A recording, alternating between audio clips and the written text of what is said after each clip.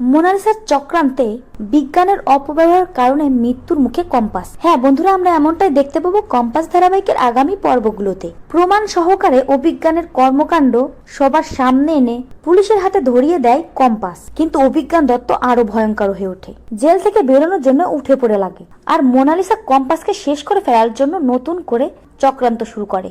Mona Lisa মিথ্যে ভালো মানুষের নাটক করতে শুরু করে।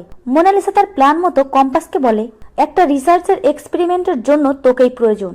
আর কম্পাস ও মোনালিসার মিথ্যা নাটক বুঝতে না পেরে মোনালিসার পাতা ফাঁদে পা দিয়ে ফেলে। কম্পাস বলে, এত ডেঞ্জারাস একটা এক্সপেরিমেন্ট আমাকে দিয়ে করতে চাও? ঠিক আছে, এতে রিসার্চে যদি সুবিধা হয় তাহলে আমি রাজি। মোনালিসা বলে, আমার দাদুকে জেলে পাঠিয়েছিস, এবার তোর সায়েন্স দিয়ে তোকে শাস্তি দেব আমি। এরপর মোনালিসা বিজ্ঞানের অপব্যবহার করে কম্পাসকে শাস্তি দেওয়ার জন্য এক্সপেরিমেন্টের জন্য কম্পাসকে তৈরি করে দেয়। আর মোনালিসার চক্রান্তে বিজ্ঞানের অপব্যবহারে কম্পাস একেবারে মৃত্যুর মুখে চলে যায়। অপরদিকে কম্পাসকে কোথাও খুঁজে না পেয়ে কম্পাসকে খুঁজতে খুঁজতে বিহান কলেজের ল্যাবে চলে আসে। আর ল্যাবে এসে কম্পাসের এই অবস্থা দেখে শিউরে ওঠে বিহান।